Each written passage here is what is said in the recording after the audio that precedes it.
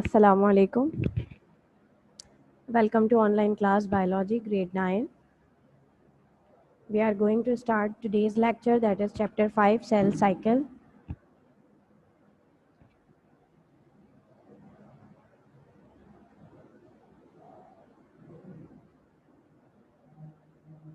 Our previous topic that was covered yesterday, significance of mitosis and ways of cell death. कल हमने discuss किया था कि mitosis की सिग्निफिकेंस क्या है, why mitosis takes place in all kinds of the cells of the body. I told you कि only somatic cells, body के जितने भी सेल्स हैं एक्सेप्ट रिप्रोडक्टिव सेल्स, वो सोमैटिक सेल्स हैं जिनमें माइटोसिस होता है, और इसकी वजह से नंबर ऑफ क्रोमोसोम्स जो हैं वो सेम रहते हैं. ठीक है, उसके साथ साथ हमने कवर किया था apoptosis, ways of cell death. Two types, there are two ways through which cell can be dead, that is apoptosis and necrosis. और हमने ये देखा कि किस तरह से एक सेल, उसके ऑर्गेनल्स डिसइंटीग्रेट होते हैं, वो जो है स्प्लिट होते हैं, और किस तरह से वो छोटे छोटे एपोप्टोटिक जो बॉडीज़ हैं वो फॉर्म होते हैं, फ्रेगमेंटेशन हो जाती है सेल की.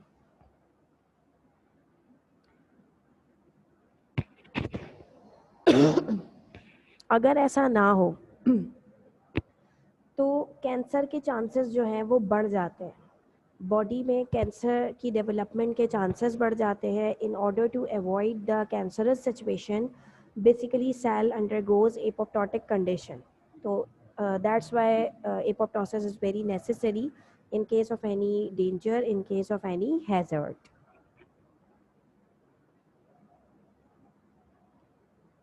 There was a second condition, and that was necrosis. तो इन दिस डायग्राम यू कैन सी कि किस तरह से एपोप्टोसिस और नेक्रोसिस जो है वो डिफरेंट है.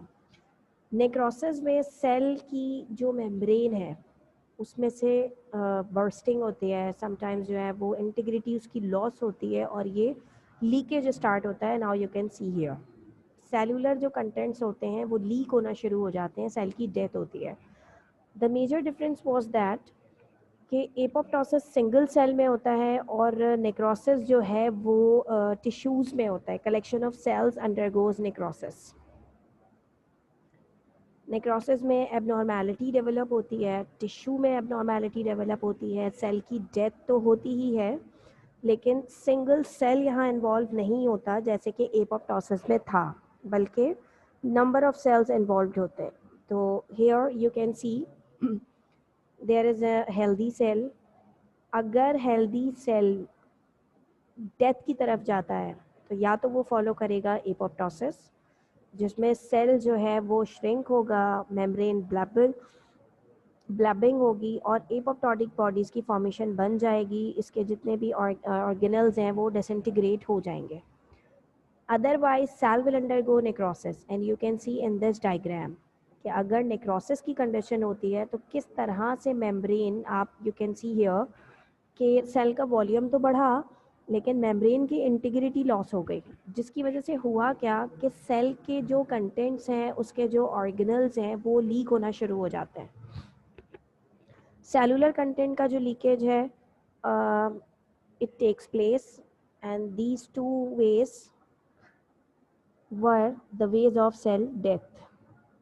Now I am going to start today's topic, that is meiosis. मैं आपको एक चीज़ क्लियर कर दूं कि we are discussing about chapter 5, that is cell cycle. Cell cycle में दो स्टेजेस आते हैं. एक में सेल ग्रो करता है जो उसका नॉन डिवाइडिंग फेज होता है, एक रेस्टिंग स्टेज होती है, जबकि दूसरा जो होता है उसमें हमारे पास जो है डिवीजन होती है, जिसमें माइटोसिस होता है सोमैटिक सेल्स में और मियोसिस होता है रिप्रोडक्टिव सेल्स में.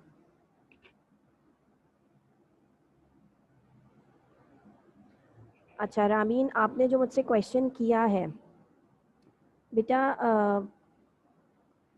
वो रिप्रोडक्शन ही है. रिप्रोडक्शन जो है ना वो मुख्तलिफ़ तरह से होती है. ठीक है, सेक्सुअल रिप्रोडक्शन, एसेक्सुअल रिप्रोडक्शन, फिर इनकी टाइप्स आती हैं डिफरेंट ऑर्गेनिजम्स में डिफरेंट। जैसे आप फंजाई में पढ़ते हैं, बैक्टीरिया में पढ़ते हैं, तो वो चीज़ अलग चीज़ है, वो एक डिफरेंट प्रोसेस है, ठीक है। उसमें थोड़ा सा डिफरेंस होता है, सम वॉट स्टेजेस फॉलो हो रहे होते हैं, लेकिन कहीं कहीं डिफरेंस भी होता है। तो उन टॉपिक्स को यहाँ मिक्स मत कीजिए, मैं आपको अलग से एक्सप्लेन कर दूंगी कि what is vegetative propagation and takes place, how vegetative propagation takes place by mitosis. ये यूजुअली प्लांट्स में होता है, ठीक है। एसेक्सुअल रिप्रोडक्शन प्लांट्स में 4 to 5 टाइप्स की होती है, डिफरेंट टाइप्स होती हैं, ठीक है। उसका एक अलग प्रोसेस है। यहाँ हम सेल को डिस्कस कर रहे हैं, माइटोसिस और मियोसिस, और यूजुअली लिविंग ऑर्गेनिजम्स के साथ जब हम इसको डिस्कस कर रहे हैं तो मियोसिस प्लांट्स में भी होता है, एनिमल में भी होता है, लेकिन इसकी वजह से वेराइटी प्रोड्यूस होती है। जो आपने कल एक वर्ड यूज़ किया था ना, जेनेटिक डाइवर्सिटी, वो यहाँ पे आती है। Meiosis also called reduction division. Meiosis एक ऐसी डिवीजन है जिसमें number of chromosomes reduce to half to offsprings. Parents में जितने भी नंबर ऑफ क्रोमोसोम्स हों, ऑफस्प्रिंग्स में जब बनेंगे, जब डॉटर सेल्स बनेंगे, तो उनमें नंबर ऑफ क्रोमोसोम्स हाफ हो जाते हैं। Meiosis is a process where a single cell divides twice to produce 4 cells containing half the original amount of the genetic information. These cells are six cells, sperms in male and eggs in female. Male और female में जो meiosis का process होता है वो होता है reproductive cells में। यहाँ दो इंपॉर्टेंट पॉइंट्स हैं that you have to remember. First point is that कि सिंगल सेल डिवाइड होता है 4 डॉटर सेल्स में। माइटोसिस में हमारे पास 2 डॉटर सेल्स फॉर्म हो रहे थे, मियोसिस में हमारे पास 4 डॉटर सेल्स फॉर्म होते हैं। नंबर ऑफ क्रोमोसोम्स हाफ हो जाते हैं जितने पेरेंट सेल में होते हैं। Let suppose I take a example of human. अगर ह्यूमन के सेल में 46 क्रोमोसोम्स हैं, तो जब मियोसिस का प्रोसेस होगा रिप्रोडक्टिव सेल्स में, तो 23 हर सेल को नंबर ऑफ क्रोमोसोम्स जो है वो डिस्ट्रीब्यूट हो जाएंगे। अगर 4 डॉटर सेल्स बन रहे हैं तो 4 daughter sales will receive 23 number of chromosomes. मेरे क्वेश्चंस के साथ साथ आपको जो भी मेरी एक्सप्लेनेशन के साथ कोई प्रॉब्लम है, कोई क्वेश्चन है, कोई क्वेरी है, आप मुझे अपना क्वेश्चन सेंड कर दीजिए। Time to time I will explain everything. In this diagram you can see the different stages of meiosis, how these different stages takes place, ठीक है। मैंने आपसे कहा कि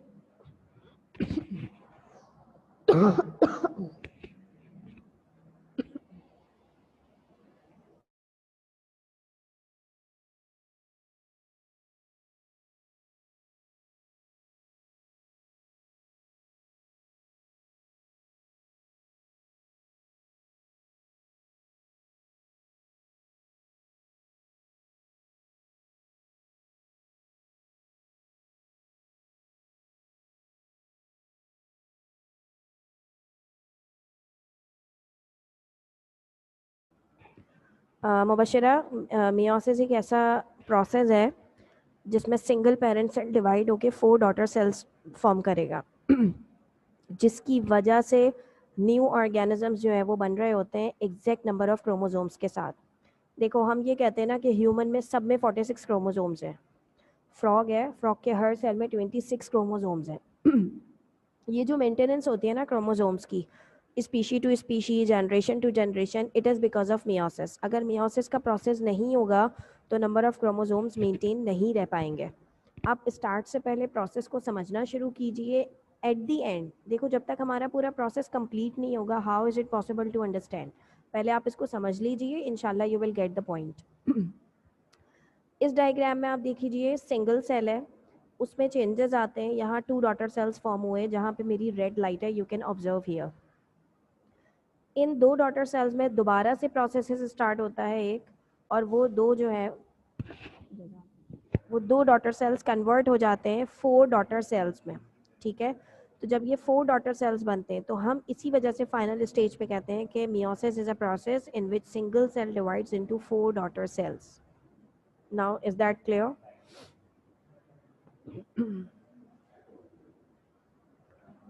मियोसिस की दो मियोसिस का जब प्रोसेस होता है तो basically it is a large process, एक बहुत बड़ा प्रोसेस है।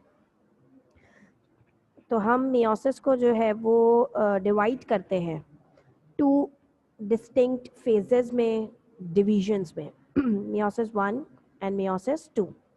जब मियोसिस 1 का प्रोसेस होता है तो उसमें हमारे पास 2 डॉटर सेल्स बनते हैं। Now you can see here single cell divide हो गया 2 सेल्स में, ये है मियोसिस 1। यहाँ से स्टेज जब 2 सेल्स बन जाएंगे मियोसिस 2 स्टार्ट होगा, और फिर वो मियोसिस 2 जब कैरी होता है तो ये सिंगल सेल जो 2 डॉटर सेल्स बने थे वो फर्दर 4 डॉटर सेल्स में डिवाइड होंगे। ये हाफ प्रोसेस होता है 2 डॉटर सेल्स के बनने तक। Unless 4 daughter cells are formed the process is not completed here. जब तक 4 डॉटर सेल्स नहीं बनेंगे मियोसिस का प्रोसेस, पूरा प्रोसेस कंप्लीट नहीं होता।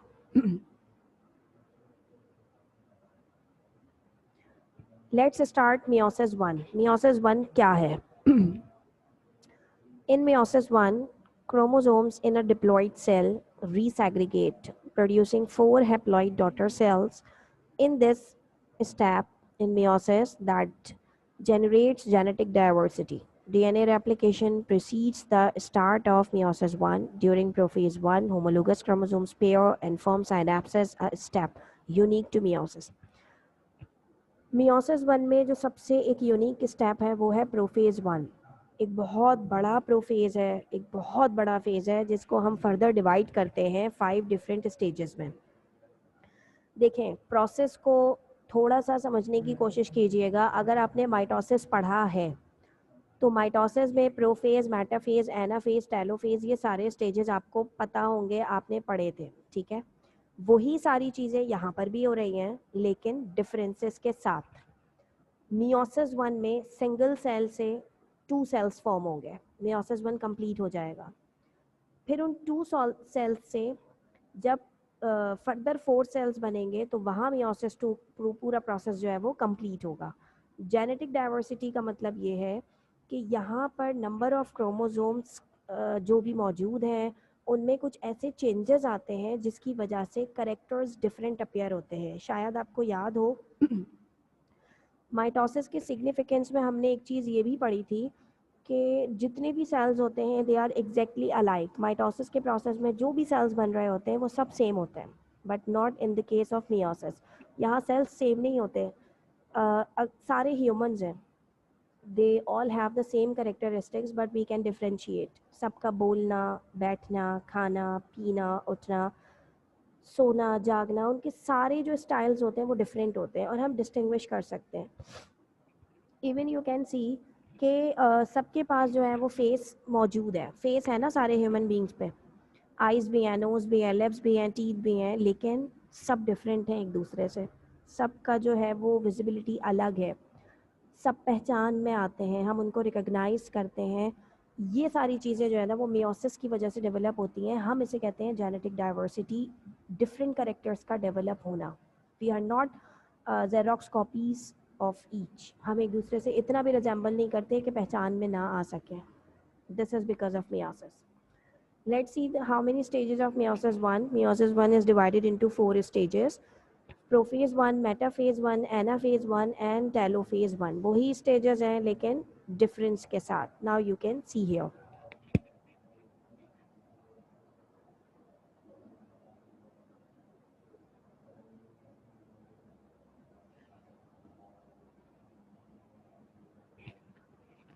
Let's start prophase 1. Prophase 1 में हमेशा कुछ स्टेप्स होते हैं, जैसे लास्ट टाइम भी हमने डिस्कस किया कि ये थोड़ा सा बड़ा स्टेज होता है जिसमें क्रोमोसोम्स की विजिबिलिटी होती है। क्रोमोसोम्स विजिबल होना शुरू होते हैं क्योंकि जिस टाइम पे सेल डिवाइड होता है only at the time chromosomes are visible. Otherwise जब सेल ग्रो करता है तो उस टाइम पे सेल के जो क्रोमोसोम्स होते हैं न्यूक्लियस में वो विजिबल नहीं होता है। क्रॉसिंग ओवर अकर्स, अब ये एक नई चीज़ है, माइटोसिस में तो ऐसा कुछ भी नहीं होता था और ये सब कुछ सिर्फ मियोसिस 1 के प्रोफेज 1 में होगा, ठीक है। तो क्रॉसिंग ओवर जो है वो यहाँ एक यूनिक करेक्टर है। आई विल एक्सप्लेन कि what is crossing over.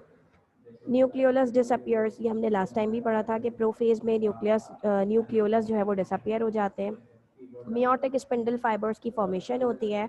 Nuclear envelope disappears, the duplicated homologous chromosomes pair and crossing over, the physical change of the chromosomes part occur. देखिए भाई, मैं आपको डायग्राम से शो कर देती हूँ कि basically what is the meaning of crossing over and synapsis.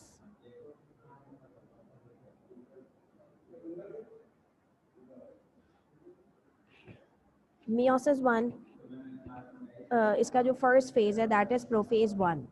मैंने उस प्रोफेज 1 को डिवाइड कर दिया 5 स्टेजेस में.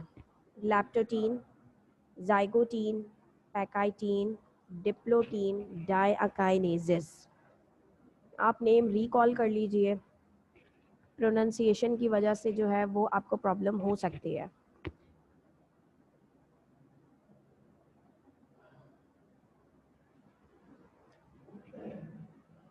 प्रोफेज 1 के 5 स्टेजेस हमने डिस्कस कर लिए हैं. तो बेसिकली अब इन स्टेजेस में, इन फेजेस में होता क्या है, let's see one by one.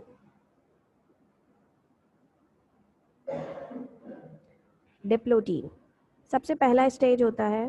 लैप्टोटीन, सबसे पहला स्टेज होता है किस चीज़ का, प्रोफेज 1 का. It consists of condensing of the already replicated chromosomes. This procedure continues throughout prophase 1. The chromosomes become visible by using electron microscopy, which can distinguish between sister chromatids. A stage of meiotic prophase immediately preceding synapses, in which the chromosomes appear as a fine, discrete threads. Chromosomes are not visible at the time of cell growth. लेकिन जैसे जैसे cell अपनी division की stage की तरफ बढ़ता है, chromosomes की विजिबिलिटी स्टार्ट होती है लैप्टोटीन में. क्रोमोसोम्स नज़र आना शुरू होते हैं, वो कंडेंस होना शुरू होते हैं, और फिर एक टाइम ऐसा आता है कि वो अपीयर होते हैं single thread like, and this is the stage of leptotene. यही वो लैप्टोटीन का स्टेज है जिसमें क्रोमोसोम्स जो हैं वो सिंगल थ्रेड लाइक अपीयरेंस देते हैं. Now you can see here in this diagram. अब आपको यहाँ पे एक पूरा बंच नज़र नहीं आ रहा, थ्रेड का एक गुच्छा सा आपको नज़र नहीं आ रहा, क्लस्टर नज़र नहीं आ रहा, बल्कि single thread like appearance chromosomes ने आपको दे दिया है. हम यही पढ़ते हैं ना शुरू से कि क्रोमोसोम्स की विजिबिलिटी हो रही है, and that visibility will be takes place in लैप्टोटीन.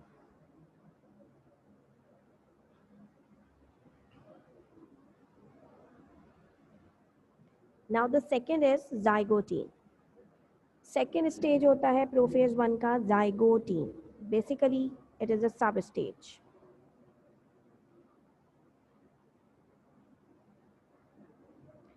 Where synapses between homologous chromosomes begins. These synapses can form up and down the chromosomes, allowing numerous points of contact called synaptonemal complex. This can be compared to a zipper structure due to the coils of chromatin. Here, paired homologous chromosomes are known as bivalent. Basically, zygote एक ऐसा सब stage है जहाँ homologous chromosomes में synapsis का process होता है. What is homologous chromosomes and what is synapsis, यहाँ ये दो टर्म समझने वाले हैं. बेसिकली होता क्या है, जो सेम क्रोमोसोम्स होते हैं, जिनका साइज सेम हो, जिनका शेप सेम हो, वो एक पेयर फॉर्म करते हैं. ऐसा पेयर होमोलोगस क्रोमोसोम्स कहलाता है.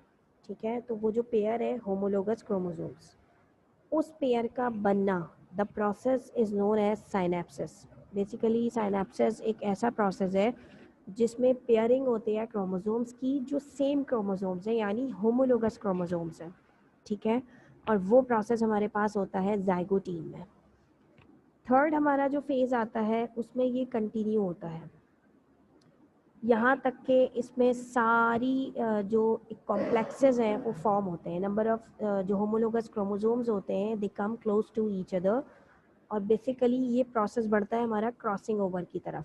Pachytene, the third phase of prophase 1. Pachytene begins at the completion of synapses. Chromatin has condensed enough that the chromosomes can now be resolved in microscopy. Microscope के through जब आप observe कर रहे होते हैं, इनकी पिक्चर्स लेते हैं, तो ये विजिबल होते हैं. बहुत ज़्यादा कंडेंस्ड मीन्स के बहुत ज़्यादा इनकी विजिबिलिटी होती है and they are clearly they can be clearly visualize. Now you can see here जो प्रोसेस कंप्लीट स्टार्ट हुआ था जाइगोटीन में वो कंप्लीट हो जाता है पैकाइटीन में. ठीक है. उसके बाद जो फोर्थ स्टेज हमारी आती है that is diplotene. During this phase the two homologous chromosomes begin to migrate apart as the synaptonymal complex disintegrates between the two chromosomal arms and they begin to repel one another. This allows the chromosomes to move apart, held only by the chiasmata. मैं जो भी processes अभी आपको बता रही हूँ ना आई will explain again. मैं इसको रिपीट करूँगी, बहुत गौर से सुनिएगा. ये हर स्टेज में थोड़ा सा डिफरेंस आ रहा है. ठीक है. स्टेप बाय स्टेप हम आगे बढ़ रहे हैं जिसकी वजह से कुछ चेंजेस आ रहा है. क्रोमोसोम्स का आपस में पेयर बनाना साइनेप्सिस कहलाता है. लेकिन उन क्रोमोसोम्स का अटैच होना, आपस में अट्रैक्ट करके स्टिक करना, बेसिकली ये क्रॉसिंग ओवर का प्रोसेस है. क्रॉसिंग ओवर स्टार्ट होती है ताकि जेनेटिक डाइवर्सिटी क्रिएट की जा सके, करेक्टर्स में चेंज लाया जा सके. You can see in this diagram ये आपके पास सिंगल क्रोमोसोम है. This is another chromosomes. जब दो नॉन सिस्टर क्रोमैटिड्स आपस में जो है वो कांटेक्ट बनाते हैं, the point of contact is known as chiasmata and the process is known as crossing over. ठीक है. करेक्टर्स का आपस में ट्रांसफ़र होना, इधर क्रोमोसोम्स पे जो जीन्स हैं वो यहाँ शिफ्ट होंगी जब ये सेपरेट होंगे, और इस ब्लू क्रोमोसोम पे क्रोमैटिड पे जो जीन्स हैं वो यहाँ ब्राउन पे जाएंगी जब ये सेपरेट हो गए. ये इसीलिए पॉइंट ऑफ कांटेक्ट बनता है कि इस कांटेक्ट की वजह से करेक्टर्स जो हैं वो ट्रांसफ़र हो सके. यूसरा बेटा कहाँ प्रॉब्लम आ रही है वॉइस की, क्या मसला हुआ है आप मुझे बताइए. Can't you hear me?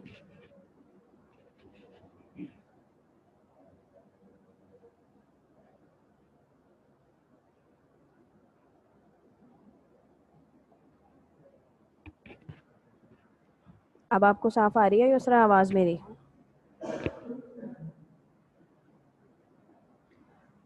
The last stage is that is diakinesis. Prophase 1 का फाइनल स्टेप हमारे पास कहलाता है diakinesis and this is the terminalisation. Basically termination of the condensing of the chromosomes. This allows the chiasmata and bivalent structure to be seen more clearly under an electron microscope.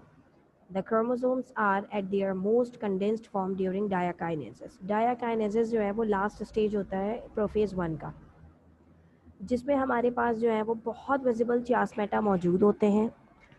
Spindle fibres की formation start होना शुरू होती है और जो nuclear membrane होती है वो डिज़ोल्व होना शुरू होती है. न्यूक्लियर एनवलप जो है वो आहिस्ता आहिस्ता ख़त्म होना शुरू होता है. अच्छा रामीन, आपने जो क्वेश्चन पूछा ना व्हाट इज़ चियास्मेटा, बेटा मैं रिपीट कर रही हूँ. I told you, look at this diagram. ये जो क्रोमोसोम्स है ना, ठीक है, this one single, this is a chromosome and this is an other chromosomes.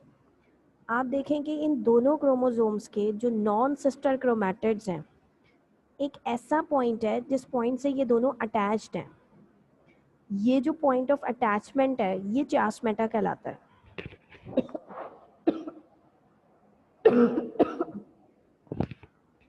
Point of attachment चियास्मेटा है. ये वो पॉइंट होता है जहाँ दो नॉन सिस्टर क्रोमैटिड्स जो हैं वो अटैच हो गए.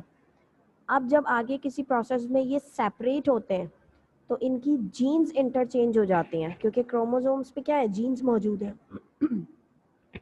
और जब इनकी जीन्स इंटरचेंज होंगी तो उसकी वजह से करेक्टर्स का वेरिएशन डेवलप होता है. डिफरेंट करेक्टर्स जो हैं वो लिविंग ऑर्गेनिजम्स में जो है वो प्रोड्यूस होते हैं. Is that clear?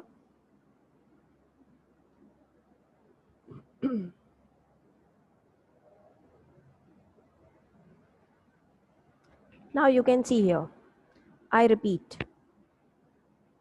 Stages of prophase 1 को अगर हम देखें तो हमने उसको डिफरेंट स्टेजेस में डिवाइड किया था, जिसमें लैप्टोटीन वो स्टेज था जिसमें सबसे पहले क्रोमोसोम्स की विजिबिलिटी बढ़ती है, उनकी कंडेंसेशन स्टार्ट होती है, वो नज़र आना शुरू होते हैं मोर क्लियरली, क्योंकि उससे पहले वो नज़र नहीं आ रहे होते।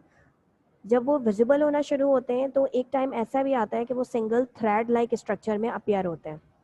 देन हमारे पास है जाइगोटीन सेकेंड स्टेज, जिसमें कॉम्प्लेक्स बनना शुरू होता है साइनेप्सिस का। साइनेप्सिस एक ऐसा प्रोसेस है जिसमें होमोलोगस पेयरिंग होती है, यानी जो सेम क्रोमोसोम्स होते हैं शेप या साइज के अकॉर्डिंग, जो सेम नंबर ऑफ क्रोमोसोम्स होते हैं, they come close to each other, they form a pair.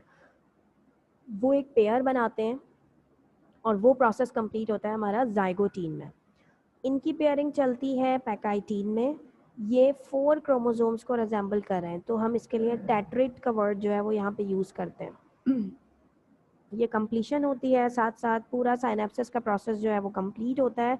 Next stage हमारे पास आता है डिप्लोटीन। डिप्लोटीन में जो हमारे चासमेटा हैं उनकी फॉर्मेशन होती है, क्रॉसिंग ओवर का प्रोसेस होता है। देखो क्रॉसिंग ओवर का मतलब क्या है कि जो भी हमारे पास क्रोमोसोम्स हैं, ठीक है, उनमें एक्सचेंज होगा, ट्रांसफ़र होगा जीन्स का, ठीक है, और जिस पॉइंट पे होगा the point is known as chiasmata. Diakinesis में ये प्रोसेस कंप्लीट होता है, साथ साथ स्पिंडल फाइबर्स की फॉर्मेशन स्टार्ट हो जाती है। आपको पता है कि स्पिंडल फाइबर्स के बगैर ये प्रोसेस कंप्लीट नहीं होगा। स्पिंडल फाइबर्स की फॉर्मेशन के साथ साथ जो प्रोसेस यहाँ पे होता है वो ये होता है कि न्यूक्लियर मेम्ब्रेन जो है वो डिसअपियर होना शुरू होती है, ठीक है।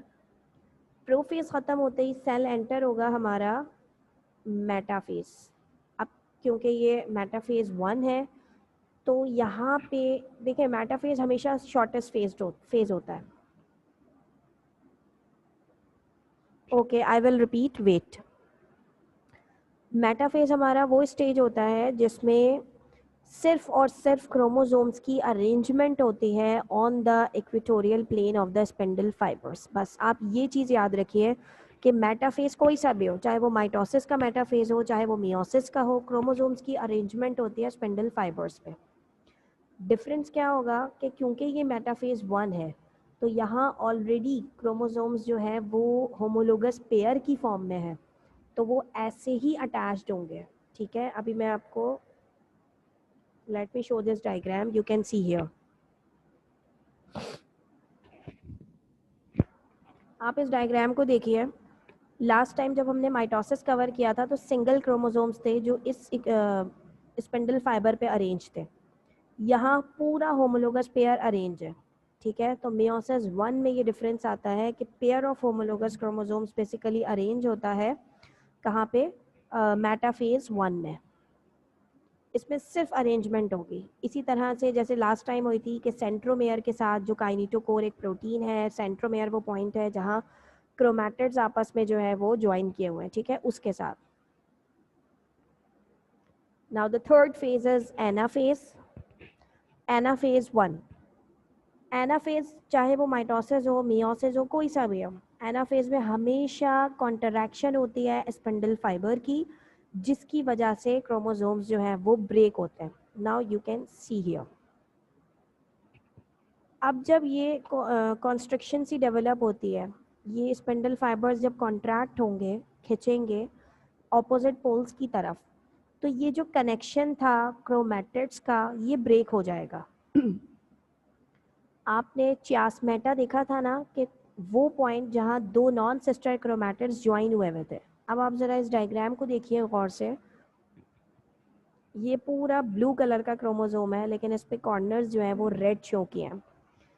This is a red chromosome लेकिन इसका ये कॉर्नर ब्लू है। This is red but the corner is blue. ये इंडिकेशन है कि इसका जो अटैचमेंट है वो इस क्रोमोसोम के साथ था, इसकी अटैचमेंट इधर थी और इसकी अटैचमेंट इधर थी, लेकिन जब इसकी कॉन्स्ट्रक्शन की वजह से सेपरेशन हुई है तो यहाँ ब्लू की जो जीन्स हैं वो ट्रांसफ़र हो गई हैं रेड पे और रेड की जीन्स ट्रांसफ़र हो गई हैं ब्लू पे। जीन्स मतलब करेक्टर्स, करेक्टर्स में वेरिएशन आ गया। इन सेल्स से जो नए ऑर्गेनिजम्स आगे फॉर्म होंगे वो डिफरेंट करेक्टर के होंगे, ठीक है। Now you can see the next. जज़ाक।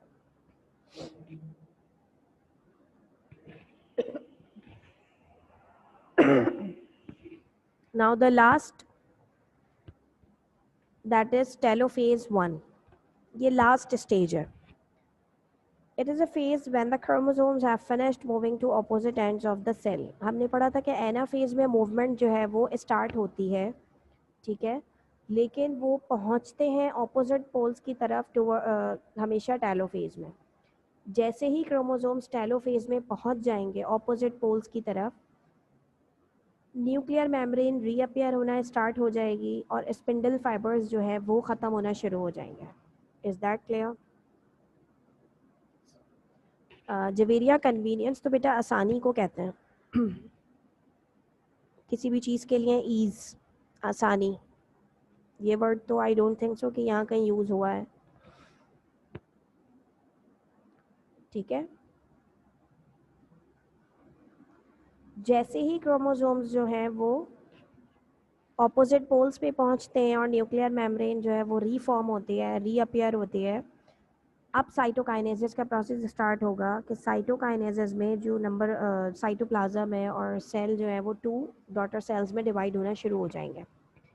Homologous chromosomes pairs reach the poles of the cells, nuclear envelopes form around them. Chromosomes opposite poles पे पहुंच चुके हैं, ठीक है, और न्यूक्लियर मेम्ब्रेन जो है वो रीअपियर होना शुरू हो गई थी. साइटोप्लाज्म हाफ हो गया और 2 डॉटर सेल्स फॉर्म हो गए. This is the process of cytokinesis. अभी जो भी प्रोसेस हमने पढ़ा यहाँ तक, ये सिर्फ और सिर्फ मियोसिस 1 था. जबकि हम ये कहते हैं कि मियोसिस एक ऐसा प्रोसेस है जिसमें सिंगल पेरेंट सेल फॉर्म करता है 4 डॉटर सेल्स. यहाँ अभी तक ऐसा नहीं हुआ. अब जो ये डॉटर सेल्स बने हैं 2, इनमें प्रोसेस स्टार्ट होगा मियोसिस 2 का, and at the end of meiosis 2 4 daughter cells will be formed. Now you can see here, ये बिल्कुल ऐसे होगा प्रोसेस. अभी हमारा सिर्फ हाफ प्रोसेस हुआ है जहाँ 2 डॉटर सेल्स बने. ये पूरा मियोसिस 1 है. आपको क्लियर हो रहा है? आप मुझे प्लीज़ ज़रा रिप्लाई कर दीजिए. आपको समझ में आ रहा है ये टॉपिक?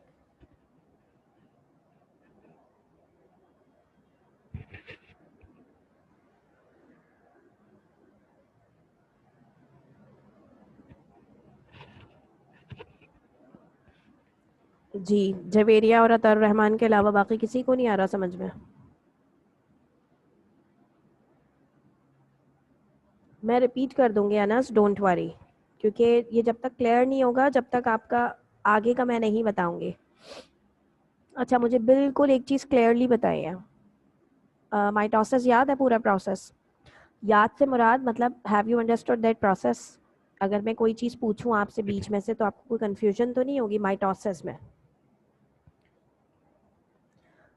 जिसको माइटोसिस अच्छे से आता है तो उसके लिए मियोसिस करना मुश्किल नहीं है, स्पेशली मियोसिस 2. अब मैं स्टार्ट करूंगी मियोसिस 2. वो टोटली रिजेंबल करता है माइटोसिस से. That's why I was asking. जब हम मियोसिस 2 की बात करते हैं, ठीक है, तो मियोसिस 2 देखें, मियोसिस 2 स्टार्ट होने से पहले ना सेल थोड़ी देर का रेस्ट लेता है. जो रेस्टिंग स्टेज है, जो नॉन डिवाइडिंग स्टेज है, वो इंटरफेस कहलाती है. यहाँ का जो इंटरफेस है वो थोड़ा सा डिफरेंट इसलिए होता है क्योंकि हम इंटरफेस को G1, S और G2 फेज में डिवाइड करते हैं. यहाँ S फेज नहीं आता, यहाँ सिर्फ G फेज आता है जिसमें प्रोटीन्स बनती हैं, एंजाइम्स बनते हैं और जो भी नेसेसरी सेल के लिए स्ट्रक्चर्स होते हैं वो फॉर्म होते हैं. इसके अलावा डुप्लीकेशन नहीं होती है, ठीक है, क्योंकि अभी ये डिवीज़न का प्रोसेस इनकम्प्लीट है.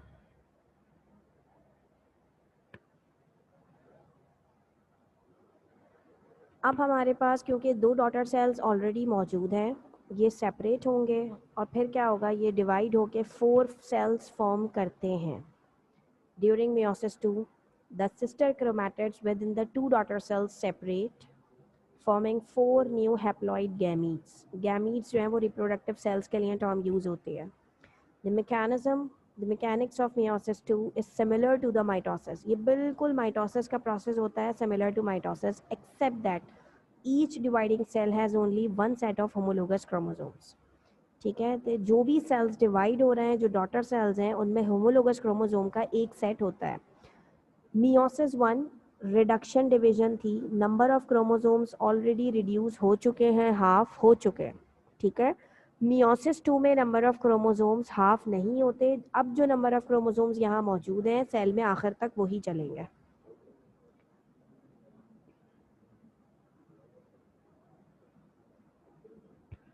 ये सिर्फ मियोसिस 2 का प्रोसेस है जो इस डायग्राम में शो हो रहा है। ये 2 सेल अभी आपके बने मियोसिस 1 में।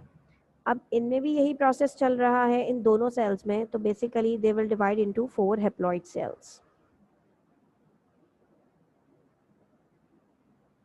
हाँ, ये चीज़ देख लीजिएगा कि यहाँ नंबर ऑफ क्रोमोसोम्स जो हैं वो पेयर की फॉर्म में है, यहाँ सिंगल थ्रेड, लेकिन होंगे उतने ही जितने नंबर ऑफ क्रोमोसोम्स यहाँ मौजूद हैं, क्योंकि जो डिवीजन होनी थी वो मियोसिस 1 में हो चुकी है। इसके भी वही 4 स्टेजेस हैं जो मियोसिस 1 के थे। Prophase 2, metaphase 2, anaphase 2 and telophase 2। These are the stages of meiosis 2.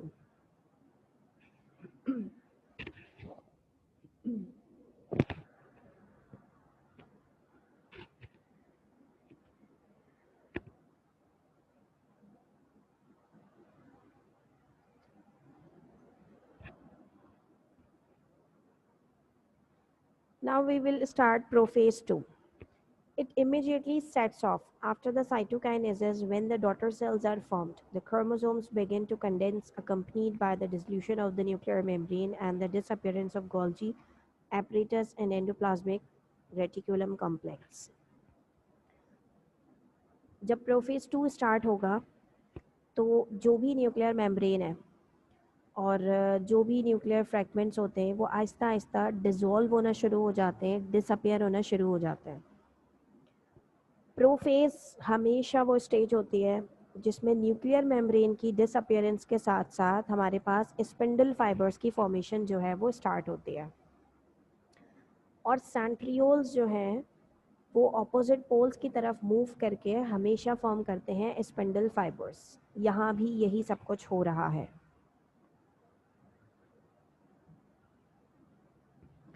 Metaphase 2, the chromosomes are connected to the centriole pole at the kinetochores of the sister chromatids through the microtubules. They also get aligned at the equator to form the metaphase plate. मैं repeat करती हूँ, metaphase कहीं भी हो, कोई सा भी हो, माइटोसिस का हो, मियोसिस का हो, एक ऐसा फेज जो शॉर्टेस्ट फेज होता है जिसमें क्रोमोसोम्स अटैच करते हैं, खुद को अरेंज करते हैं स्पेंडल फाइबर्स पे। Now you can see here, ये स्पेंडल फाइबर्स हैं जो येलो लाइंस आपको नज़र आ रही हैं। ठीक है, क्रोमोसोम्स ने खुद को अरेंज किया है इस पर। अब क्योंकि हम मेटाफेज 2 देख रहे हैं तो now you can see here.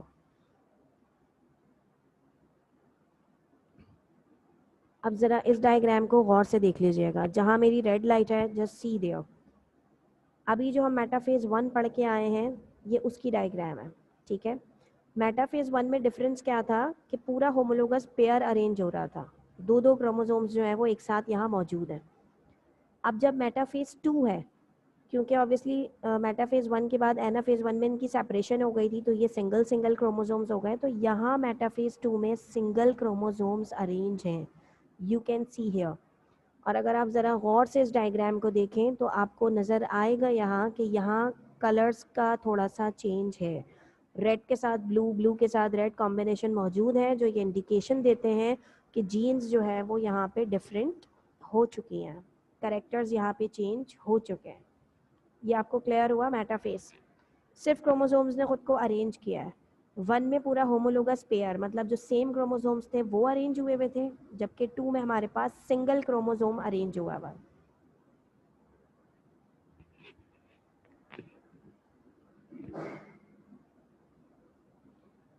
Anaphase 2 में हमारे पास क्या है, एक ऐसा फेज, एनाफेज में हमेशा कॉन्स्ट्रक्शन डेवलप होती है स्पिंडल फाइबर्स की, और जो क्रोमोसोम्स होते हैं वो क्रोमैटिड्स में डिवाइड होकर ऑपोजिट पोल्स की तरफ मूव करते हैं।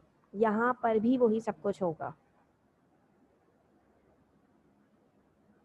In this phase of meiosis 2, there is a simultaneous splitting of the centromere of each chromosomes and the sister chromatids are pulled away towards the opposite poles. As the chromatids move towards the poles, the kinetochore is at the leading edge with the chromosomal arm trailing. Now you can see here. Sister chromatids separate and move to the opposite poles. ऐसे ही chromosomes थे, ठीक है, उनकी separation हुई है. Half chromatid जो है वो मूव करता है towards one pole and half chromatids will move towards the opposite pole. तो जो इक्वेटर है, जो स्पिंडल फाइबर्स थे बेसिकली, उनकी कॉन्स्ट्रक्शन की वजह से इनकी सेपरेशन हो चुकी है. मूवमेंट स्टार्ट होती है एनाफेज में, लेकिन ये chromosomes when reach to the opposite poles it will take place in telophase. Telophase 2 basically the last phase of meiosis 2, जिसमें आपके पास जो है वो 4 डॉटर सेल्स की फॉर्मेशन स्टार्ट होनी शुरू होगी. The chromosomes dissolve again into an undifferentiated lump and a nuclear membrane develops around it, followed by cytokinesis. Telophase 2 marks the end of meiosis. 4 haploid daughter cells are formed as a result. Now you can see here. आपके पास 4 daughter cells की formation हो गई. ये सब telophase में है. Telophase में chromosomes opposite poles की तरफ पहुंच जाते हैं, ठीक है. उसके बाद जो है वो nuclear membrane Aahista Aahista reappear होना शुरू होती है और साइटोप्लाज्म जो है वो हाफ में डिवाइड होता है और 4 डॉटर सेल्स फॉर्म होते हैं. मैं रिपीट कर रही हूँ पूरा प्रोसेस, अब इसको अच्छे से देख लीजिए.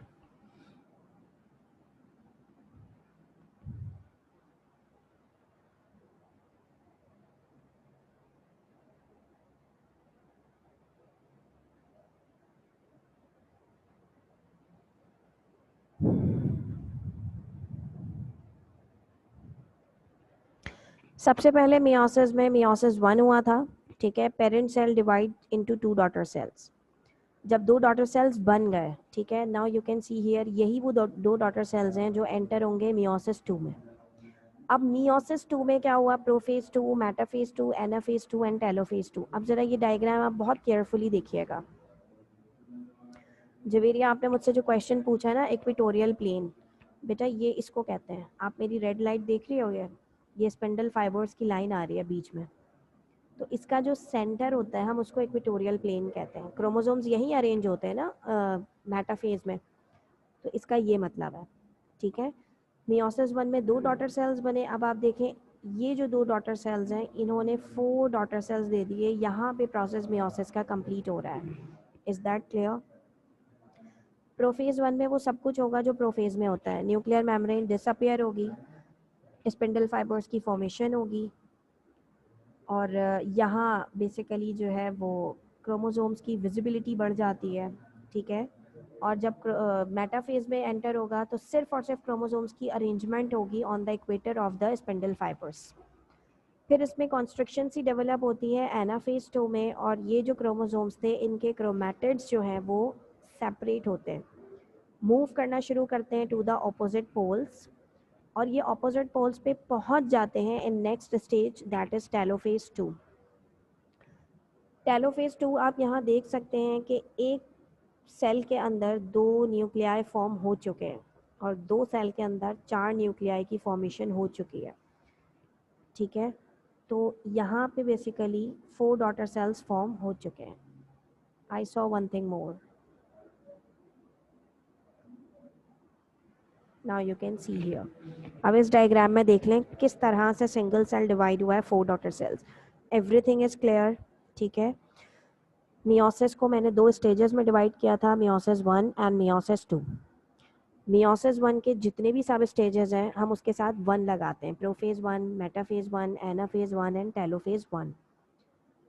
फिर मियोसिस 2 के जितने सब स्टेजेस हैं हम उसके साथ 2 अटैच करते हैं, that is prophase 2, metaphase 2, anaphase 2 and telophase 2. यहाँ तक क्लियर है, ठीक है. मियोसिस 1 वो स्टेज है जहाँ पे नंबर ऑफ क्रोमोसोम्स हमारे पास हाफ होते हैं, जिसकी वजह से रिडक्शन डिवीजन वो कहलाते हैं। सही। अभी आप मेरे पास हैं स्लाइड नंबर 39, ज़रा इस डायग्राम को केयरफुली देख लीजिए। सिंगल सेल,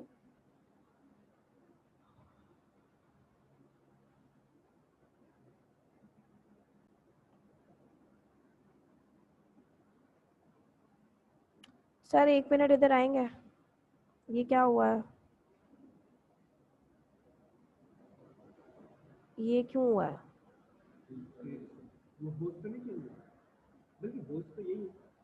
ये आ क्यों नहीं रहा?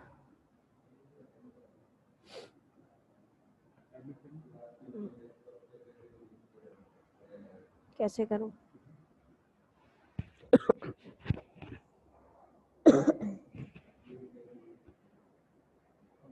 हम्म, हाँ, हो रही है ना अब screen share?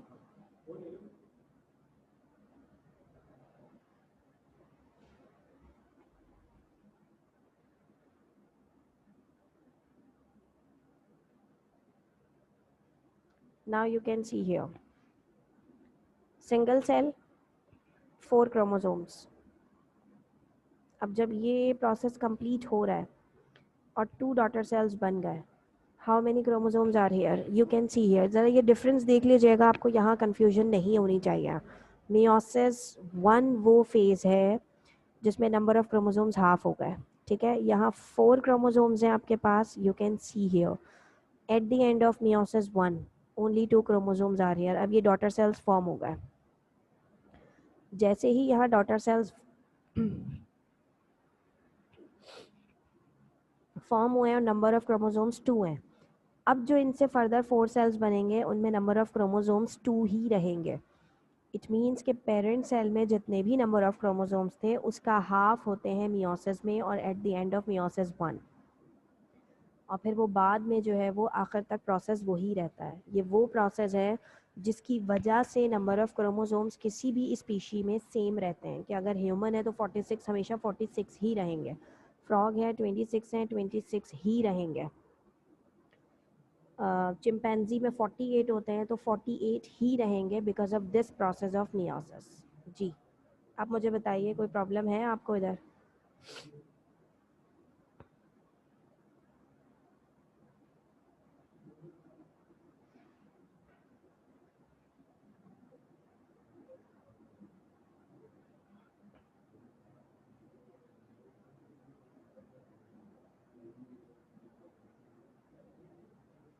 Now the next topic is significance of meiosis. What is the significance of meiosis?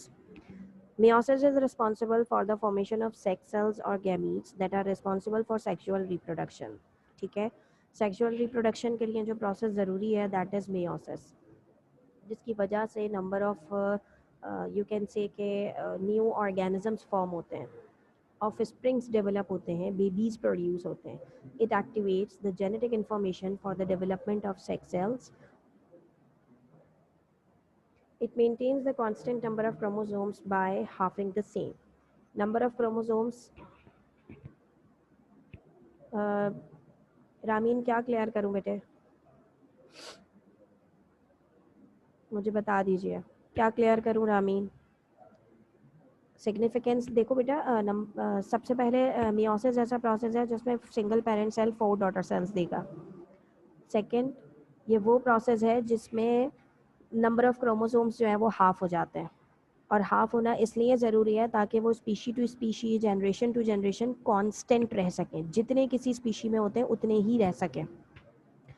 इसकी वजह से जेनेटिक इन्फॉर्मेशन ट्रांसफ़र होती है फ्रॉम नेक्स्ट जनरेशन, और जो है वो बहुत एक तरह से वेराइटी ऑफ करेक्टर्स जो हैं वो डेवलप होते हैं।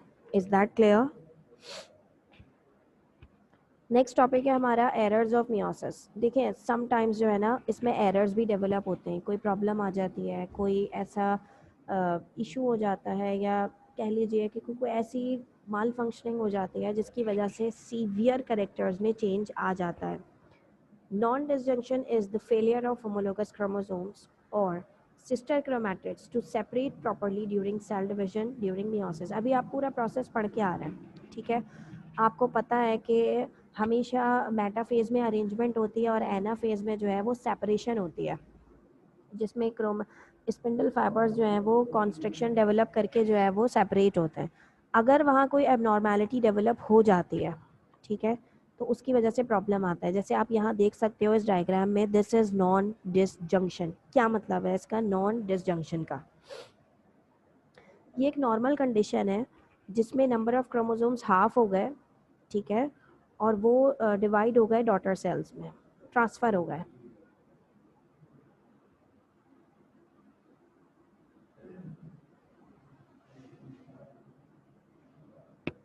अच्छा रामीन बेटे, एक बात बताओ, जब मैं एक्सप्लेनेशन करूँगी तो क्या मैं 46 क्रोमोसोम्स ड्रॉ करूँगी एक सेल में या न्यूक्लियस में? ये तो समझाने के लिए है ना। मैं ज़्यादा से ज़्यादा 2 बना सकती हूँ, ठीक है, 4 बना दूँगी, या फिर जो है वो 6 भी, लेकिन उसको फिर हैंडलिंग डिफ़िकल्ट होती है ना। अगर 46 क्रोमोसोम्स हैं तो मैं डायग्राम में 46 क्रोमोसोम्स बनाऊँगी तो बेटा पूरा पीरियड तो क्रोमोसोम्स बनाने में ही निकल जाएगा। Are you getting? अगर 46 हैं तो 23 क्रोमोसोम्स हो जाएंगे, लेकिन अगर मैंने 4 दिखाए हैं और 4 का कंसेप्ट ये दिया है कि वो हाफ हो जाएंगे, it's 2 number of chromosomes. It means अब जितने भी हों किसी भी लिविंग ऑर्गेनिजम्स में, जितने भी होंगे वो उसका हाफ हो जाएंगे, इसका मतलब ये होता है। गेटिंग? अभी आपकी स्क्रीन पे देखें, स्लाइड 55 आ रही है, उसमें आप ज़रा रेड लाइट को फोकस कीजिएगा। 4 number of chromosomes parent cell में है, ठीक है। मियोसिस 1 तक वो 2 हो गए, क्योंकि हमें पता होता है कि यहीं पे रिडक्शन हो रही है, और मियोसिस 2 में वो 2 ही रहेंगे, आगे एबनॉर्मेलिटी शो हो रही है। अब आपको क्लियर हो रहा है ये डायग्राम देख के? ठीक है, इसमें कंफ्यूज मत होइएगा, ये क्वेश्चन तो आप मुझसे शुरू में ही पूछ लेते बेटा। All students please listen carefully कि मैंने जितने भी नंबर ऑफ क्रोमोसोम्स आपको शो किए हैं न्यूक्लियस में, उसका मतलब ये है कि वो एक एग्जाम्पल है।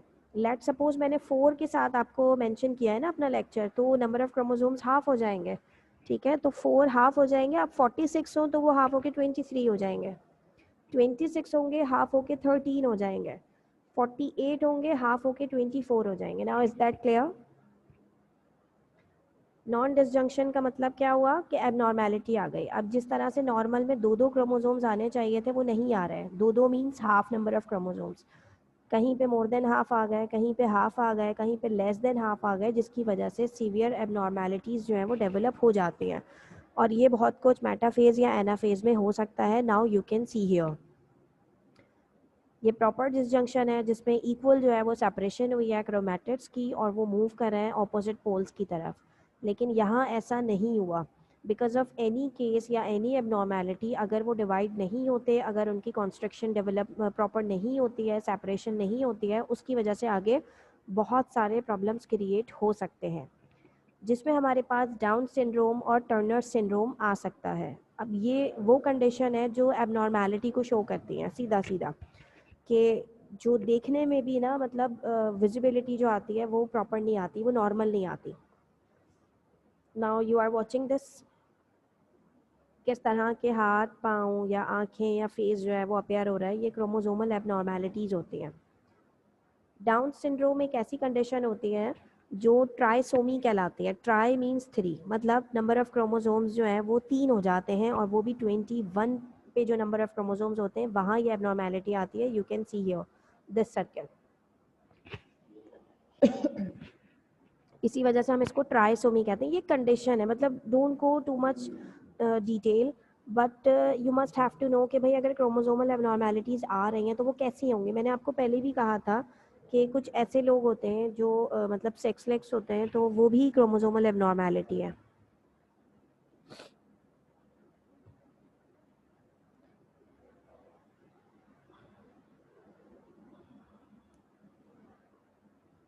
Have you got? Do you have any confusion? आपका आज ये चैप्टर ख़त्म हो गया है। अगर आपको इसमें कोई भी कन्फ्यूजन है तो before starting next chapter you may ask different questions in next class.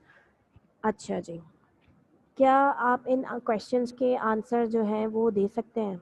क्या आप मुझे बता सकते हैं कि what are the different types of chromosomes on the basis of centromere. ये वो क्वेश्चन है जो बहुत ज़्यादा इंपॉर्टेंट क्वेश्चन कंसिडर होते हैं इस चैप्टर से रिलेटेड, डेस्क्रिप्टिव के हवाले से। देखिए शॉर्ट तो बहुत सारे बन जाएंगे, ठीक है, लेकिन ये वो हैं that you must have to learn, जो आपको लाजमी लर्न करने हैं। Types of chromosomes, okay.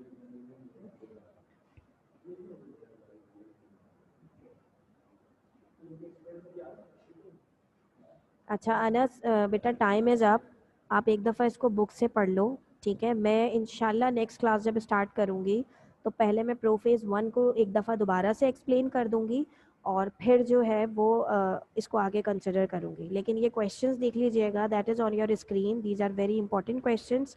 इंशाल्लाह we will meet in the next class. Yes Ataur Rahman, you are right. Different ज़रा ये क्वेश्चंस हैं बेटा, ये स्क्रीन पे आप इसको कॉपी डाउन कर लो, हरी आप, you must have these questions. अस्सलामु अलैकुम, अल्लाह हाफ़िज़।